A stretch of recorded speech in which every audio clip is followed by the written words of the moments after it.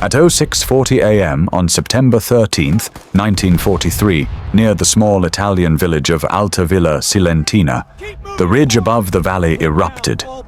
German mortars screamed from the fog, tearing the hillside apart. The air turned black with smoke and dirt. Paratroopers from the 29th Panzer Grenadier Division poured forward, over 50 men, backed by machine guns and mortars. Their orders were simple: crush the American line and drive them back to the sea. On that ridge, the defense was collapsing. Men were retreating, wounded, shouting for medics. And in the middle of it all, a 23-year-old corporal from Pittsburgh, Pennsylvania, barely 5'5", covered in mud and blood, crawled toward a weapon no one else dared to touch: a smoking Browning machine gun left behind by its dead crew. He wasn't an officer. He wasn't a sniper. He was just a city kid who refused to run. He had two choices. He could retreat with the others, live to fight another day, or he could do something insane. Something no training manual, no command order, and no sane soldier would ever attempt. He could stay, alone, against 50 Germans. He checked the ammo belt, took a deep breath and whispered, "Not one step back." For the next hour, what Charles Commando Kelly did on that ridge would rewrite the meaning of courage.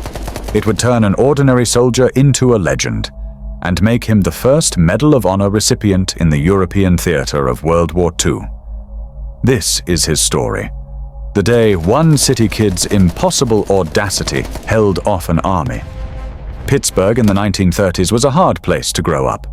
The air hung thick with smoke from the steel mills, and the streets were filled with the clang of streetcars and the shouts of boys chasing each other between alleys. Charles Ellis Kelly was one of them.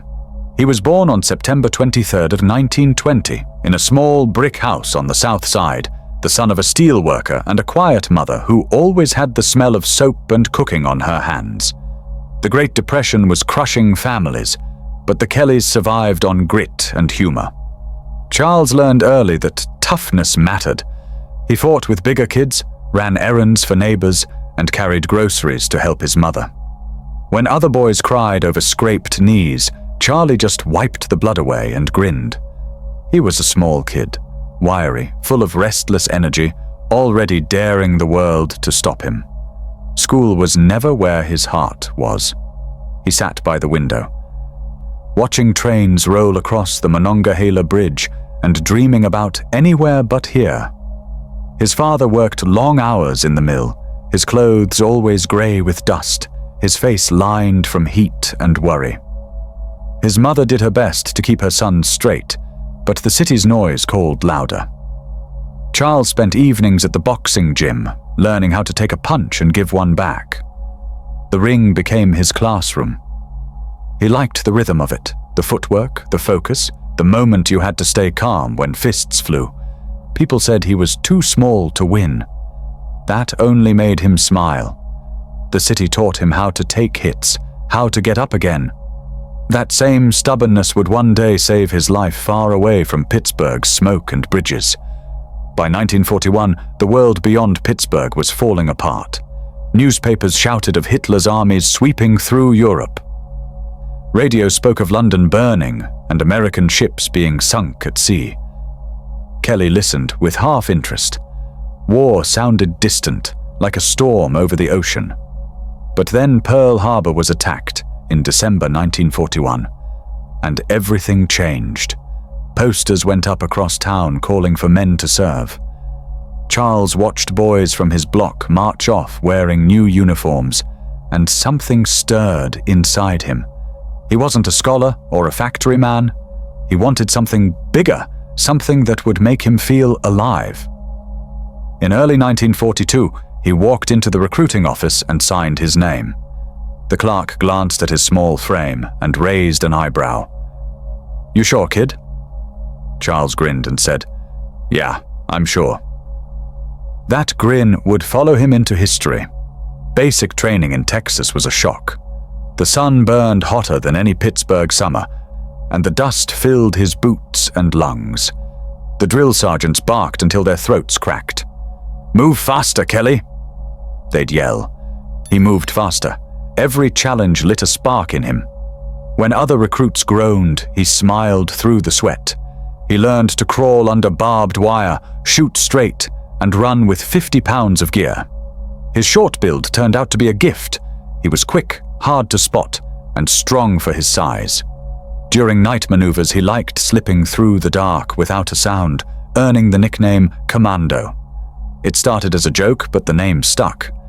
When he finished training, he wasn't just a scrappy city kid anymore. He was a soldier, lean and confident, ready to see what the world had waiting for him. At camp, Kelly found a second family. The men of Company C, 143rd Infantry Regiment, 36th Infantry Division, called themselves the Texas Boys. Most were big, loud, and proud. Kelly, the city kid from Pittsburgh, stood out at first, but he earned respect fast. He joked easily, shared his rations, and never complained, even when the Texas heat made his uniform cling like glue. He listened more than he talked. When he did speak, it was straight and sharp. During drills, he volunteered for the hardest jobs, carrying heavy ammo boxes or staying behind to clean the guns. The officers noticed his grit. "Kelly doesn't quit," one said during inspection. That line followed him through every exercise and every battle that came later. He didn't quit, no matter how tired or scared. In an army of thousands, that stubbornness made him stand out. Training wasn't just about muscles, it was about trust. Kelly learned how to watch a man's back and expect him to do the same. His best friends were from small Texas towns, men who'd never seen snow before meeting him. They taught him southern slang and how to chew tobacco, and he taught them how to throw a quick jab. Evenings were for laughter, harmonica tunes, and stories of home. But sometimes silence fell when someone asked what would happen if they didn't come back. Kelly didn't like those talks. He'd throw a rag at whoever started it and say, "Save it for the crowds." Inside, though, he wondered the same thing. The news from overseas was getting darker. Africa, Italy, men dying every day. He wrote letters to his mother, always signing them, "Your Charlie," but leaving out the parts that would worry her. He promised himself he'd come back. By mid-1943, the 36th Infantry Division received its orders. They would ship out first to North Africa, then to Italy, where the Allies were planning a massive push. On the docks, Kelly watched crates of rifles, helmets, and rations loaded onto grey ships. The air smelled of salt and diesel. Officers paced the decks, shouting roll calls. Kelly stood with his rifle slung across his shoulder, trying to look calm. Inside, his stomach fluttered. This was no longer training. This was the real thing. A buddy nudged him and said, "You ready, Commando?" Kelly laughed, though he wasn't sure if he was. The band played "The Stars and Stripes Forever," and families waved flags. As the ship pulled away, he saw the Pittsburgh skyline fade into haze. The smoke from the mills drifted like a goodbye. The journey across the Atlantic felt endless. The sea rolled under grey skies, and the men crowded below deck, sleeping in bunks stacked like boxes. The food was bland, the air heavy with sweat and engine fumes. Kelly passed time playing cards and cleaning his rifle. He'd hold the weapon in his hands, feeling its weight, memorizing every part. Some nights he went on deck to breathe fresh air and watch the dark waves. There were rumors of submarines lurking nearby. Every creak of the hull made hearts jump. But Kelly wasn't afraid. The rhythm of the ship reminded him of the mills back home, loud, rough, and steady. Somewhere ahead was Africa, then Italy, and maybe glory, or maybe death. He didn't know which, but he told himself that whatever happened, he'd face it head-on, just like in the ring.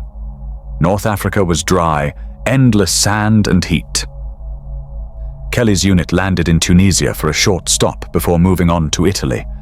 There wasn't much fighting left there, only ruins and wrecked tanks. The veterans they met looked older than their years, faces carved by sun and fear. They talked about German artillery that could split a truck in half. Kelly listened but didn't say much. He wasn't sure what war really meant yet, only that it was coming closer. The army gave them new helmets and maps of Italy. Officers briefed them about Salerno, a place none of them could pronounce. "It'll be rough," someone said. "The Germans won't give up easy." That night, Kelly cleaned his gear twice and checked his rifle again. He couldn't sleep. Every creak of the tent sounded like a warning from the dark. On the evening before the invasion, Kelly sat alone by the sea. The air smelled of oil and salt, and the horizon burned orange under the sunset. Behind him, men joked to hide their nerves, but he stayed quiet. He thought about home, his mother's cooking, the sound of factory whistles, the friends who'd never left Pittsburgh. He wasn't scared exactly, just aware that life was about to change forever. The officers shouted for them to load up. As Kelly stepped onto the landing craft, he looked back at the fading coast. "Whatever's waiting," he muttered. "It won't scare me." The engine roared, waves slapped against metal, and the craft pushed toward the dark water ahead. Somewhere beyond that horizon lay Italy, the first battle, and the moment that would make his name. But for now he was still just a city kid with a rifle and too much heart. The Black Sea rocked beneath the landing craft as dawn broke on September 9th, 1943.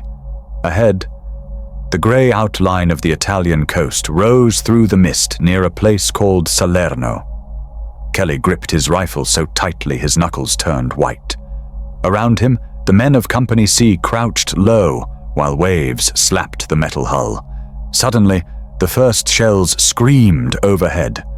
Water erupted beside the boats, drenching them in salt and smoke. "Go! Go!"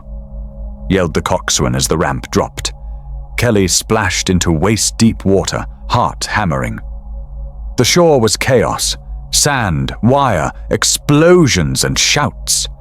German guns hidden in the hills tore holes in the beach. Men dived for cover behind anything they could find. Kelly crawled forward through the surf, tasting grit and fear. The air smelled of cordite and burning fuel. This was it, the real war he'd dreamed about. Only now, it didn't feel like a dream. Kelly's boots sank in wet sand as he stumbled past bodies and craters. The orders were simple: secure the beachhead and push inland. But nothing was simple under fire. Machine gun bullets snapped through the air like angry bees. He threw himself into a shallow ditch, breathing hard, heart pounding against his ribs. The sound was deafening. He saw a sergeant waving them forward, and instinct took over. He ran when the firing paused, dove again when it roared back. It wasn't bravery, it was survival.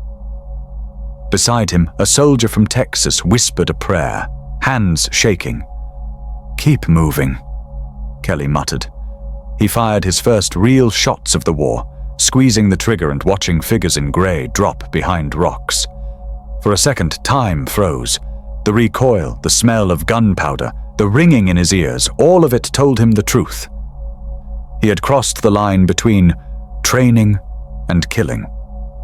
By afternoon, the men had dug shallow foxholes along the edge of the beach. Their helmets were dented, faces blackened by smoke. The sun baked down, turning the sand into a furnace. Kelly helped dig, his hands blistered and raw. He didn't stop. Every few minutes, another shell crashed nearby, showering them with dirt. The Germans were experts at counterattacks, and everyone knew they'd be coming again. The 36th Division was holding by inches. That night, rain began to fall, cooling the air but turning the trenches into mud. Kelly crouched under a torn poncho, listening to thunder and distant gunfire. The fear never left, but it changed shape. Less shock, more determination. He had survived the first day. He whispered to himself, "One day down, 100 more to go." The men around him laughed softly, not at the joke, but at the courage it took just to keep talking through the dark. Morning brought new orders and worse news. The Germans had regrouped in the nearby hills and were bringing in tanks. The sound of their engines rumbled through the valley like thunder. Kelly and his squad were sent forward to clear a small farmhouse suspected of hiding enemy observers. They moved through orchards heavy with smoke, rifles ready. Birds scattered as they crept closer. Inside the farmhouse, they found it empty except for a map spread across a table and a broken radio. They were just here. Someone whispered. Then the mortar shells came. The roof exploded, splinters flying. Kelly hit the ground as shrapnel tore through the wall. His ears rang, his mouth filled with dust. He didn't remember running, only grabbing his wounded friend and dragging him back to cover. When they reached the trench, his arms burned and his heart ached worse than the pain. War wasn't glory. It was grit. As days passed, Salerno became a furnace of noise and death. Kelly learned to move low, to breathe slow, and to shoot only when sure. He stopped counting the explosions. The once golden beaches turned black with smoke. The stench of burned fuel and blood never faded.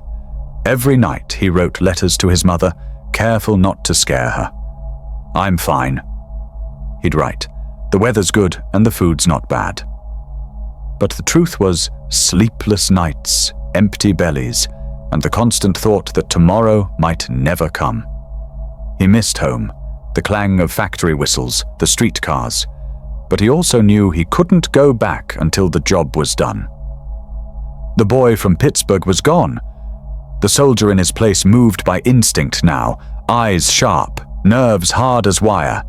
Each sunrise meant one more chance to live through the next attack. One afternoon, his squad pushed into a vineyard overlooking the valley. The vines were torn apart by shellfire, the grapes crushed into red mud. Kelly's platoon leader, Lieutenant Davis, pointed toward a ridge where smoke curled upward. "That's where they're shelling from," he said. "We take it, or they'll keep killing us down here." The climb was brutal, loose rocks, sharp thorns, the constant whine of bullets overhead. Halfway up, a burst of machine gun fire cut through the leaves. Davis went down, blood spreading fast. For a heartbeat, everyone froze. Then Kelly yelled, "Keep moving!" He crawled forward, firing bursts from his rifle, covering the others. By the time they reached the top, the Germans had slipped away. Kelly stared at the empty ridge, breathing hard. His hands trembled as he reloaded. The lieutenant's body lay far below, still. Kelly didn't speak. There was nothing left to say. The nights were the hardest. The cold crept into their bones, and every sound in the dark felt like danger. Kelly lay in his foxhole, eyes open, rifle across his chest. He could hear men whispering prayers, others softly crying. The stars above looked peaceful, almost cruelly so.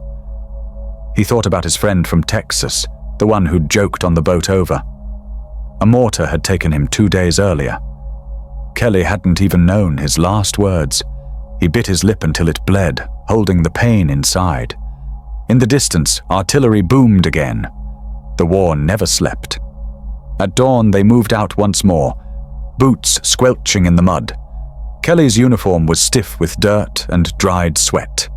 He didn't care anymore about being scared, he just cared about keeping the men beside him alive. Somewhere deep down, something inside him hardened into steel. By the 5th day, the 36th Division had clawed its way inland, linking up with British forces. The beaches were secure, but the price was heavy. The casualty lists were long, and Kelly knew most of the names. He had seen bravery, panic, and quiet sacrifice. He had also seen what happened when fear took over. Once, a young private froze under fire and refused to move. Kelly had grabbed him by the collar and shouted until the boy blinked and started crawling. Later, that same soldier thanked him. "You saved me," he said. Kelly only shrugged. "You'd have done the same." but inside, he wasn't sure. Each decision, each second under fire, was a toss of fate's coin. Luck, training, and something else, something stubborn, kept him alive. Whatever it was starting to define him. The Commando nickname no longer felt like a joke. Weeks later, the men got a short rest near a quiet Italian village. For the first time, Kelly tasted real food again. Bread, olives, and weak wine offered by local farmers. The people thanked them, some crying, others silent. The war had scarred everyone. Kelly tried to smile, but his eyes were distant. He spent most of the evening cleaning his rifle and staring at the hills beyond the village. He knew the Germans weren't far, regrouping for another fight. When a buddy asked if he wanted to play cards, Kelly shook his head. "Tomorrow will be busy," he said simply. That night, he dreamed of home. The streetlights on the bridge, his mother's voice. But when he woke before dawn, the dream was gone. All that remained was the heavy silence before another battle and the knowledge that he was ready for whatever came next. Before they moved out again, Kelly wrote one last letter. He told his family that Italy was beautiful but dangerous, that the people were kind, and that he hoped to come home soon. He didn't write about the fear or the dead. He folded the paper carefully and tucked it into his pack. Then he checked his weapon, the same way he had every morning since Salerno.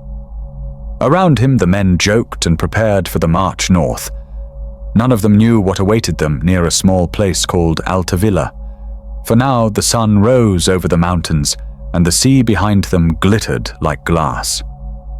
Kelly slung his rifle over his shoulder and fell into line. The city kid from Pittsburgh had faced his first baptism of fire and walked out alive. Ahead, the war waited with new lessons, and he was ready to learn them. The march north took days through winding Italian roads lined with olive trees and broken farm walls. It was mid-September 1943, and the air smelled of smoke and rain. Kelly's company, part of the 36th Infantry Division, had orders to move toward a small village called Altavilla Silentina. The maps showed it as a cluster of stone houses on a ridge. To the men, it looked like just another hill, but the officers said it was important. Whoever held that ridge controlled the valley below. The Germans had dug in deep, determined to push the Americans back to the sea. Kelly marched with his rifle slung, boots coated in mud. Thinking about home. He had learned not to imagine too far ahead. Each step was about staying alive. The closer they got to Altavilla, the louder the thunder of artillery grew. The war was waiting for them at the top of that hill. The attack began at dawn on September 13, 1943. A thick fog rolled through the valley, wrapping everything in a cold, wet silence. The men moved up the slope in single file, rifles ready, hearts pounding. Kelly could hear distant tank engines growling like monsters waking from sleep. Then came the first explosions. German mortars opened up, tearing holes in the hillside. The ground shook, throwing dirt into the air. Kelly dove for cover behind a rock and yelled for his squad to spread out. Shouts and gunfire filled the fog. The enemy was invisible but everywhere, voices in the mist, flashes of muzzle fire. Kelly fired back, aiming at movement, trusting his instincts. The ridge was steeper than it looked, and the climb felt endless. Every few yards, someone fell. Kelly kept going, his boots slipping, his breath sharp in his chest. He knew stopping meant death, so he didn't stop. By mid-morning, the company had reached a small terrace halfway up the hill. It gave a view of the valley below, tiny olive groves, burning trucks, and the glitter of shell fire. The Germans were dug into stone farmhouses above, firing down with machine guns and mortars. Kelly's lieutenant ordered them to set up defensive positions. They dropped to their knees, digging shallow trenches with helmets and shovels. Bullets snapped overhead, splintering branches. Kelly's friend Corporal Mason yelled something about running low on ammo, but his voice was swallowed by the roar of guns. When the lieutenant tried to move forward, a sniper shot him through the shoulder. He fell back, blood darkening his sleeve. "Hold this ground," he shouted before collapsing. The men looked to Kelly. He wasn't in charge, but in moments like this, leadership wasn't about rank. It was about who stood up first. Kelly raised his rifle and shouted, "You heard him! Hold it!" The Germans didn't stop. They sent another wave, shadows moving between rocks and broken walls. Kelly and his men fired until the barrels smoked. The air buzzed with bullets. A mortar exploded nearby, throwing Kelly backward. His ears rang, and he felt something warm trickle down his cheek. Shrapnel had grazed him, but he barely noticed. The radio crackled with static. Headquarters wanted them to hold at all costs. Kelly shouted to the remaining men to spread out, to cover each other, but more shells fell, shaking the ground like thunder. Someone yelled that the flank was open. When Kelly turned, he saw men retreating down the slope. Panic spread fast. He grabbed one by the collar, shouting, "Get back up there!" But the man was gone, running. The line was breaking. Kelly looked up the hill toward the abandoned machine gun position. It stood empty, smoke curling from its last burst. The enemy was closing fast. Without thinking, Kelly crawled through the mud toward the machine gun nest. Bullets hit the dirt inches from his boots. The world narrowed to sound and breath. He reached the weapon, a Browning .30 caliber machine gun, its barrel still hot. The sandbags around it were shredded, and the ammo belt lay half buried. He checked the feed, wiped the grime from the sights, and took position. He was alone now. The rest of the squad had fallen back or been cut down. Kelly pressed his cheek to the stock, his heart beating steady now. Fear had no space left. He whispered to himself, "Not one step back." Then he opened fire. The gun kicked against his shoulder, spitting fire and smoke. German soldiers scattered below, shouting orders. Kelly aimed low and wide, sweeping the line. His bullets tore through the fog, each burst a defiant roar. For a moment he forgot the pain and became pure focus. The counterattack came hard. Grenades rolled down the hill, exploding close enough to shower him with dirt. Kelly ducked, reloaded, and fired again. The machine gun's barrel glowed red, smoke curling from it like steam. He fired in bursts, conserving ammo, counting every round. A grenade landed just outside the sandbags, sending shards of metal into his arm. He gritted his teeth, tied a bandage with one hand, and kept firing. Below, the Germans regrouped, thinking they faced a whole squad. Kelly shouted, hoping to sound like more men. "Keep it coming, boys!" He yelled, though there were no boys left beside him. He heard their boots crunching closer through the brush. He aimed carefully, picking off shapes that moved in the smoke.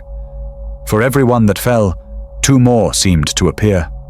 Still, he held the line. The ridge belonged to him now, and he wasn't giving it up. Minutes turned into an hour. Kelly's world became rhythm. Fire, reload, duck, breathe. His arms burned, his shoulders ached, but his focus never wavered. He saw a group of Germans trying to crawl up the side path, and he swung the gun toward them. The burst cut them down before they reached the top. He could feel the heat from the weapon through his gloves. He muttered to himself, part prayer, part challenge. Come on, then. The fog thinned, revealing the full valley. Smoke rising, shells bursting, and men running for cover. The air stank of cordite and earth. He was no longer the boy from Pittsburgh or the fresh recruit from Salerno.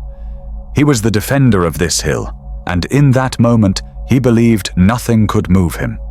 Every bullet he fired bought his comrades time to regroup below. He didn't think about medals or glory, he just refused to lose. The enemy changed tactics.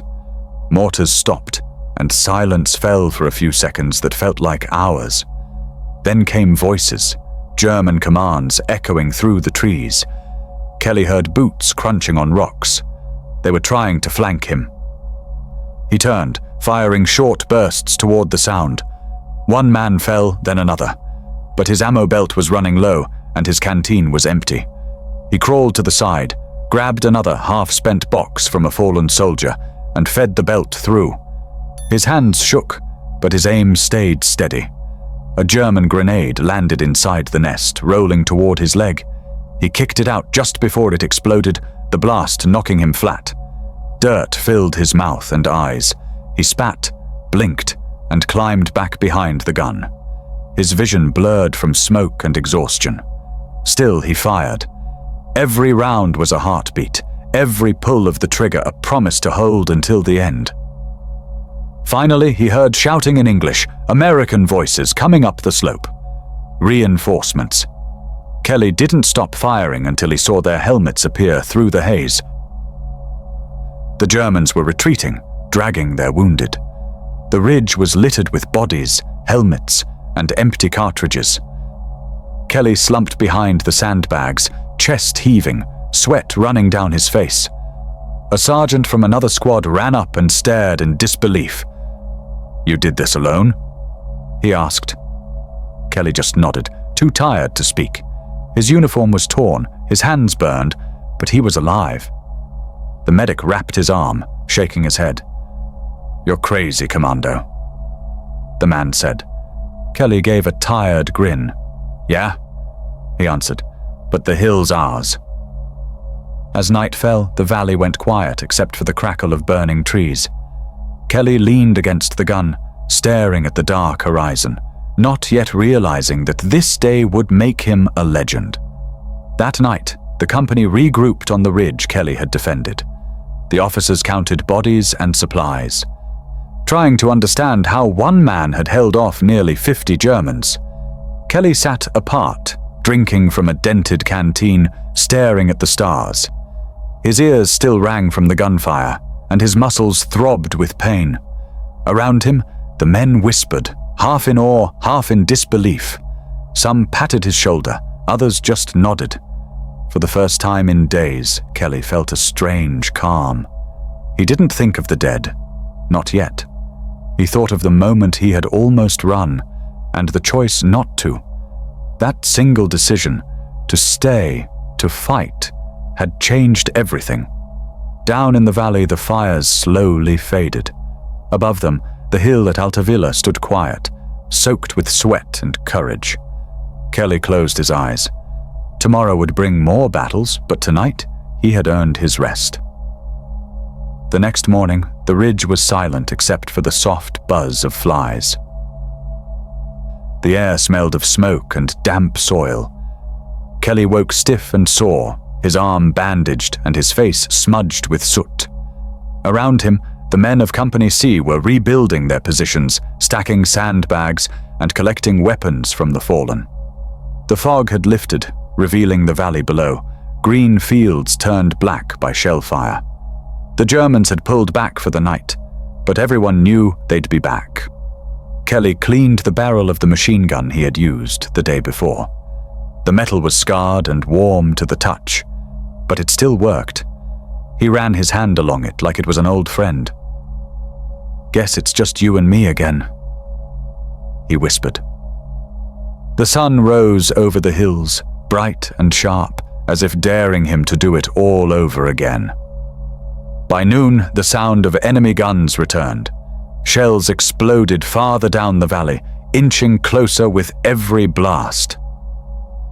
The Americans hunkered down, trading glances that said what none dared speak. They were outnumbered and exposed. Kelly checked his ammo belt, counting the rounds. A runner brought word from headquarters.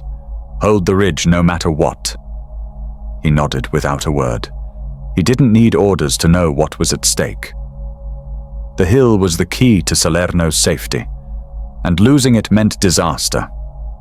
He adjusted his helmet and looked at the men nearby. Some were new replacements, their hands shaking as they tried to load their rifles. Kelly moved among them, calm and steady. "Keep your heads low," he said. "Don't waste bullets." His voice was even, confident. They called him Commando now, not just as a joke, but as a sign of trust. The boy from Pittsburgh had become the backbone of the ridge. The first wave hit like a storm. German troops in grey surged up the slope, shouting commands in rough voices. Mortar shells burst overhead, showering the ridge with dirt and shrapnel. Kelly swung his machine gun toward the movement and opened fire. The weapon roared, sending a steady stream of bullets downhill. The recoil pounded his shoulder, but he kept firing, sweeping the line from left to right. Enemy soldiers dropped one by one, but more kept coming. Kelly yelled for grenades, and a young soldier tossed him a bag. He pulled the pins and threw them in quick rhythm. Boom, boom, boom, each blast echoing off the rocks. The smell of gunpowder stung his nose. A bullet grazed his helmet, making his ears ring. He ignored it, reloading with bloody fingers. The ground shook under his knees, but he stayed low, focused, steady. This wasn't panic now.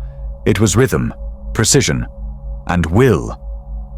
The attack lasted nearly 30 minutes. When the firing stopped, smoke blanketed the ridge. Kelly's throat burned from the fumes. He took a sip of warm water, his hands trembling for the first time. Below him, the hillside was littered with bodies, twisted rifles, and torn packs.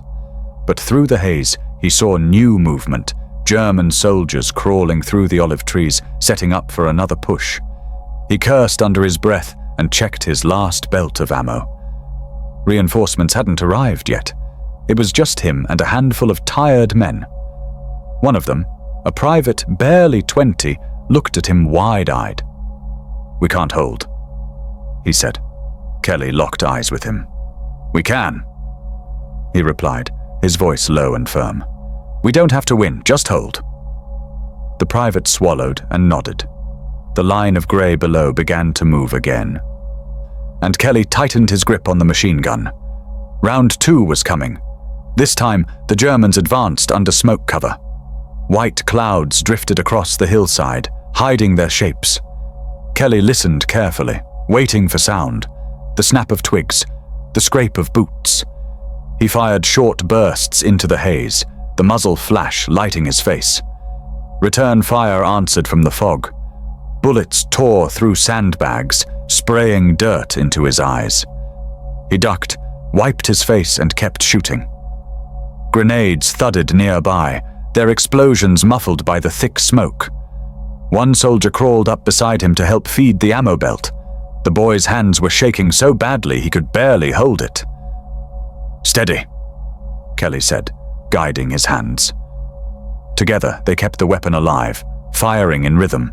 When the smoke thinned, Kelly saw that the Germans had fallen back again, leaving a trail of wounded behind. He glanced at the boy, who was pale and shaking. "You did good," Kelly said quietly. "Real good." But the fight wasn't over. An hour later, enemy artillery found their range. Shells screamed overhead, exploding in deafening bursts. The ridge trembled. Kelly ducked behind the sandbags, covering his head as dirt and debris rained down. The blasts came closer until one struck just meters away, knocking him flat. His ears rang, the world spun. When he opened his eyes, the boy who had been beside him was gone. Smoke filled the air. He crawled back to the gun, coughing, and began firing again. His vision blurred, but his instincts stayed sharp. He could see figures moving below, Germans trying to climb the ridge again, thinking the artillery had wiped out resistance. He steadied his breathing and fired a long burst. The gun roared, cutting through the smoke. The attackers stumbled, then broke, retreating once more. Kelly's hands were raw, his arm bleeding, but he didn't stop. The ridge still stood, and so did he. The sun dipped behind the mountains, turning the sky red. The battle had raged for hours. The air was thick with smoke and dust, turning every breath into a cough. Kelly's machine gun barrel glowed orange, too hot to touch. He finally paused, letting it cool. Around him, silence fell, broken only by the distant crack of rifles. Reinforcements were climbing the hill now, fresh faces, medics, and ammunition carriers. One medic reached Kelly and stared at the carnage around him. "How long you been firing?" he asked. Kelly shrugged. "Since morning." The man shook his head. "You're bleeding. Soldier?" Kelly looked down at his torn sleeve and smirked. Nothing new. He watched the medics move among the wounded, their red crosses barely visible in the twilight. The smell of iron and earth filled the air. Kelly wiped the sweat from his face and looked toward the valley, where fires still burned. When the shooting finally stopped, the silence felt heavy. Kelly sat behind the gun, staring at the horizon. His ears still rang, and his fingers were numb. The men who had survived moved slowly, dazed. Some cried quietly. Others just stared at nothing. The captain climbed up the ridge, looked at the destruction, and then at Kelly. "You held them off," he said softly. Kelly didn't answer. He just nodded, too tired to speak. The captain patted his shoulder and added, "You saved the whole line." The words didn't feel real. Kelly looked at the smoking gun and thought about the boy who had helped him feed the ammo belt. He thought about the bodies below. The medal talk hadn't started yet, but deep down he already knew this day would follow him forever. He hadn't planned to be a hero. He had only refused to run when everyone else did. That night, Kelly sat alone beside the battered gun. The stars were bright above the smoke, clear and distant. The wind carried faint echoes of gunfire from other hills. He cleaned the weapon carefully, his hands steady again. Each piece of metal felt familiar now, like part of him. Down the ridge, soldiers were laughing softly, the nervous laughter of men still alive. Kelly didn't join in. He thought about what it meant to fight alone, to hold a line that should have fallen. He wasn't proud, just grateful to still breathe. Somewhere far behind the front, generals would read reports and count numbers. But here on the ridge, it was simpler. He had stayed. He had done his job. As he packed the gun's parts back into their case, he whispered, "We did it, buddy." The night swallowed his words, leaving only silence, and the faint hum of a legend being born. The morning after the battle, the ridge at Altavilla was quiet except for the wind moving through the olive trees. The smoke had cleared, revealing what they had fought for: blackened earth, twisted metal, and silence. Kelly stood beside the machine gun that had become part of his name. His uniform was stiff with dried blood and dirt. Medics bandaged his wounds, but he waved them off, wanting to walk on his own. "I'm fine," he muttered, though every muscle ached. When an officer asked how many Germans he thought he'd stopped, Kelly just shrugged. He didn't know, and he didn't care. All that mattered was that his company still held the hill. The men who'd survived came by to slap his shoulder or whisper thanks, but Kelly barely heard them. He was too tired to feel proud. The ridge looked peaceful now, but to him, it was haunted ground. Word of his stand spread fast through the regiment. By evening, men were already calling him the one-man army. Officers sent reports up the chain of command, each one trying to describe what they'd seen. A single soldier holding an entire line. The numbers varied, but all agreed he had faced at least 50 Germans alone and killed dozens. Kelly didn't want to talk about it. When reporters came to the front, he avoided them. "I just did my job," he said once, his voice flat. But the story was too big to stay quiet. Within days, headquarters confirmed his name. The brass wanted a hero, someone to lift morale. The newspapers back home needed a face to put on courage. And now they had one. Charles Commando Kelly, the city kid from Pittsburgh who refused to run. To the world, he was a legend. To Kelly, he was just a tired soldier who had survived when others hadn't. In late 1943, Kelly was sent to a hospital near Naples to recover from his wounds. The nurses called him polite, but distant. He didn't talk much about the war. He spent most of his time staring out the window at the mountains, silent, his hands twitching, as if still gripping the gun. Letters arrived from his unit, filled with jokes and stories, but he rarely wrote back. One day, an officer entered with a crisp salute and a smile. "Congratulations, Sergeant Kelly," he said. "You've been recommended for the Medal of Honor." Kelly blinked, unsure what to say. The medal sounded heavy, not like glory, but like a burden. "I didn't do anything special," he said softly. The officer shook his head. "You did what no one else could." The room fell silent. Kelly nodded once, but inside he felt a strange emptiness. The medal would come, but the cost had already been paid.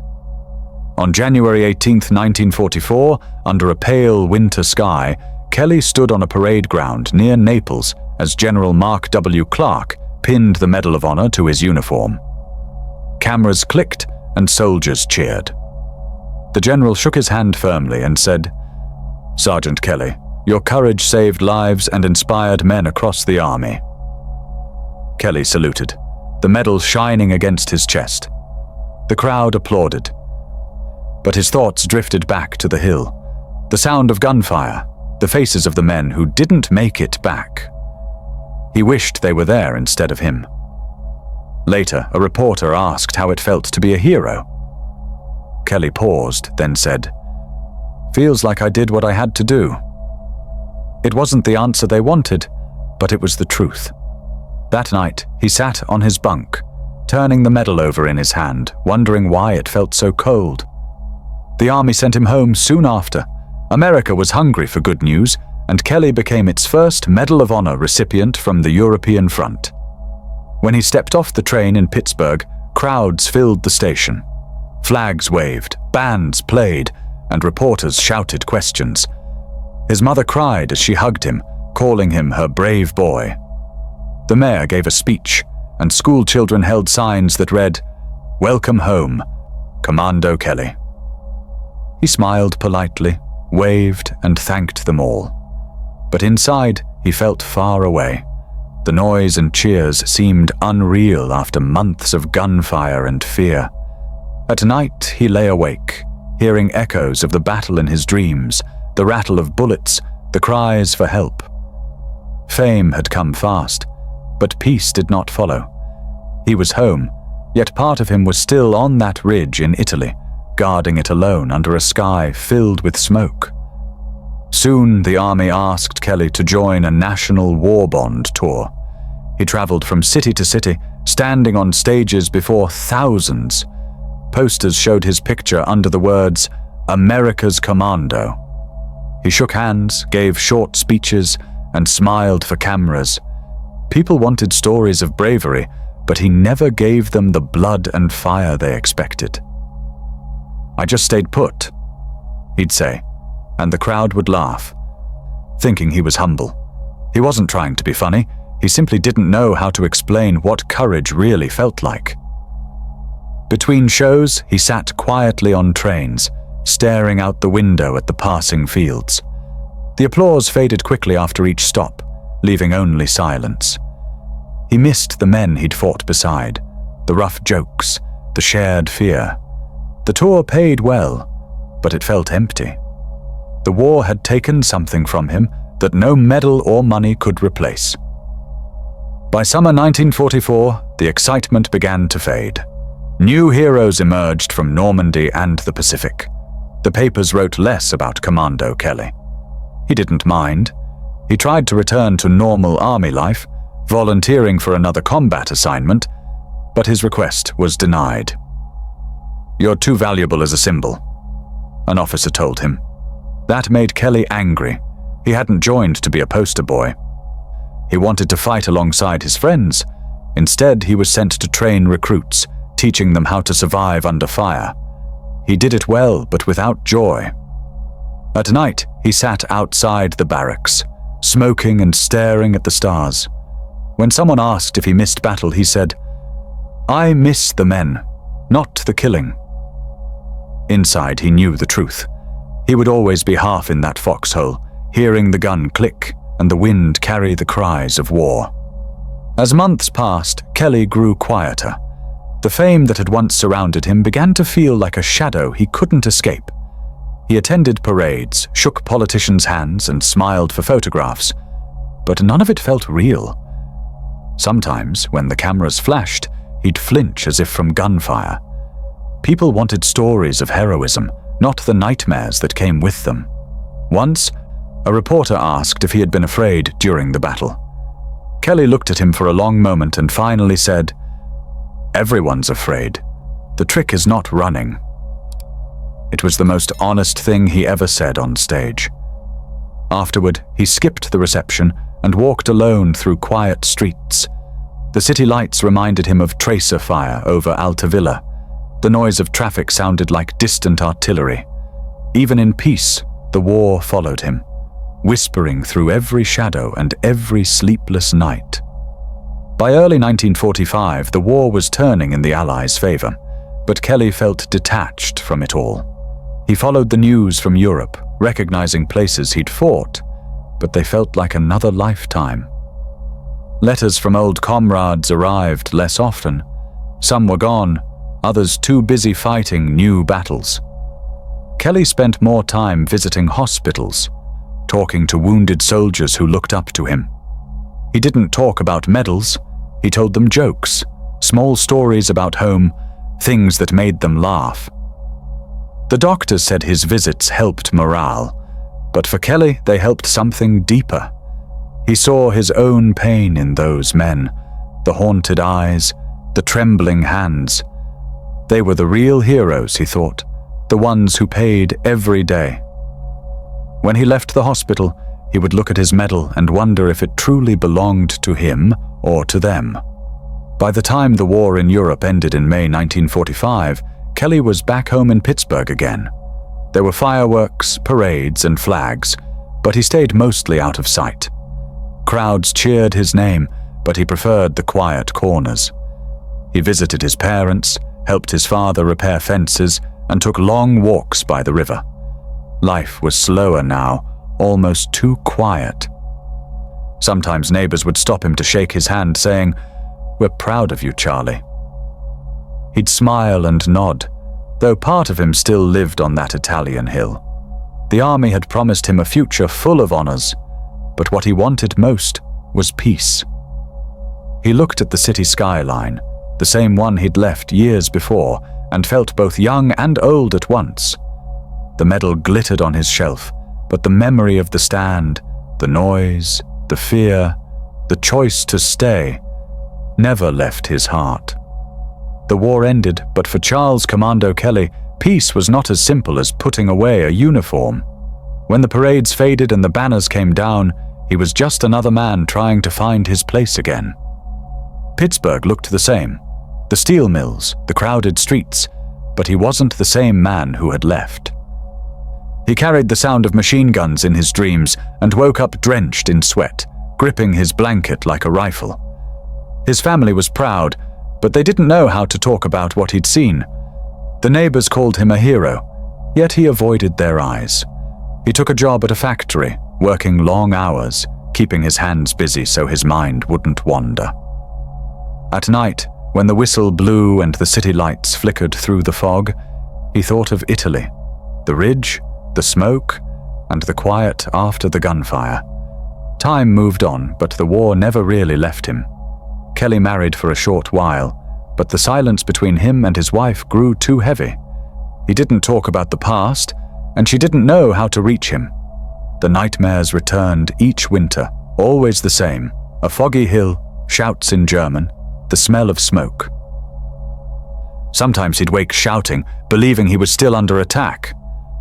He'd walk to the window, light a cigarette, and watch the city sleep. Pittsburgh had rebuilt itself after the war, full of new cars and bright neon lights. But Kelly still felt like he was living in the shadows. He drifted between jobs, construction, a delivery route, even helping out at the local veterans hospital. He wasn't chasing glory anymore. He just wanted peace. Yet wherever he went, someone would eventually recognize him. "You're Commando Kelly, right?" They'd ask. He'd nod and change the subject. The years passed, and the country moved on to new wars and new heroes. Kelly's name faded from headlines, replaced by others fighting in Korea and Vietnam. Sometimes he was invited to parades on Memorial Day, but he rarely went. Crowds made him uneasy. When he did attend, he stood at the back, hat low, quietly saluting the flags as they passed. The old Medal of Honor rested in a small wooden box in his drawer. He almost never looked at it. To him, it didn't represent glory. It represented the men who hadn't come home. Once, a reporter found him working at a garage and asked for an interview. Kelly wiped his hands on a rag and smiled faintly. "There's not much to say," he told the man. "We did our jobs, that's all." The story ran in a small column the next week, calling him the quiet hero of Altavilla. He never read it. In the 1950s, Kelly found steadier work with the Veterans Administration, helping other soldiers adjust to life after combat. The job suited him. He understood their pain, their guilt, their sleepless nights. He listened more than he spoke, but that was enough for many. Men came to his office angry or lost and left calmer. He never mentioned his medal or his fame unless someone asked. When they did, he'd shrug and say, "It was just a bad day that got worse." Yet inside, he carried deep respect for the men who hadn't survived that day.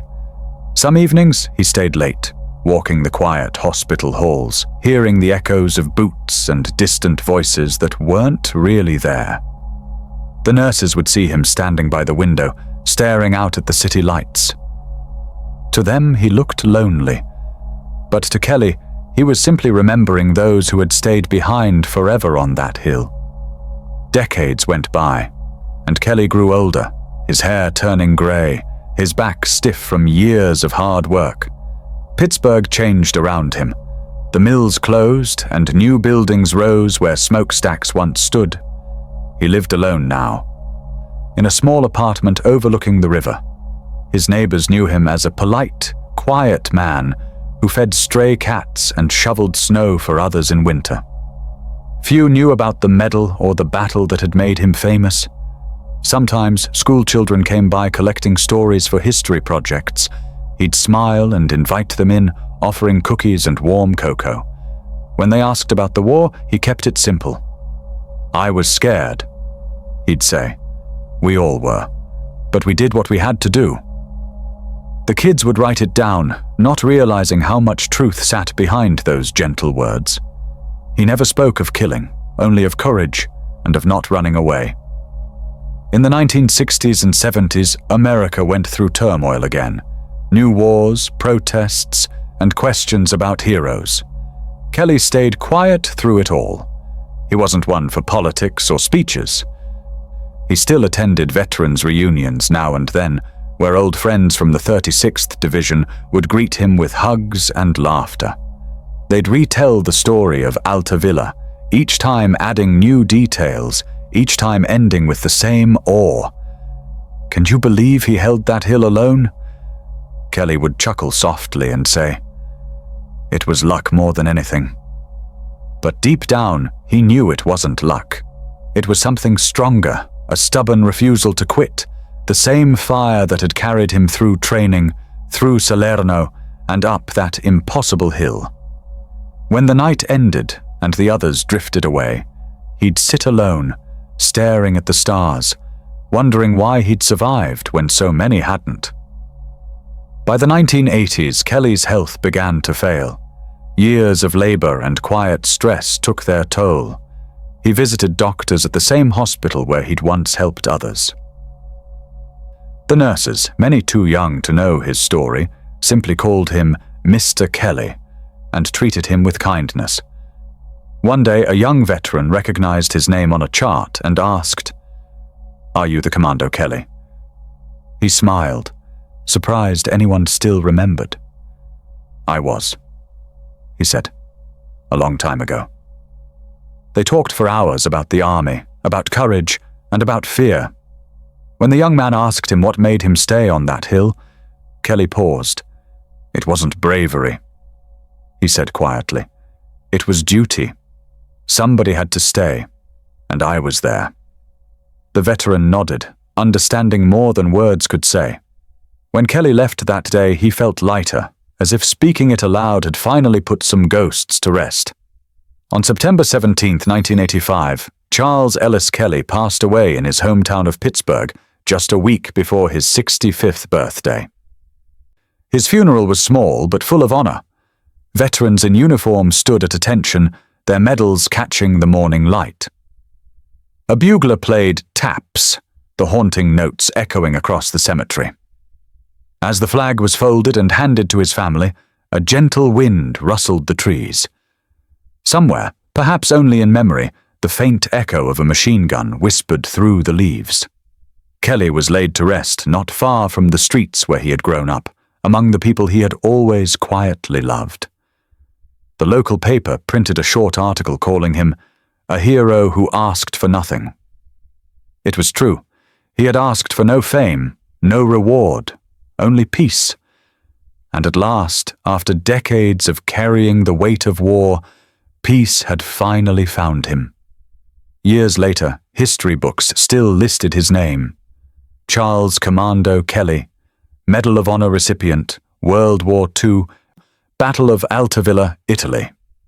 But for those who knew him or heard his story passed down, he was more than a soldier.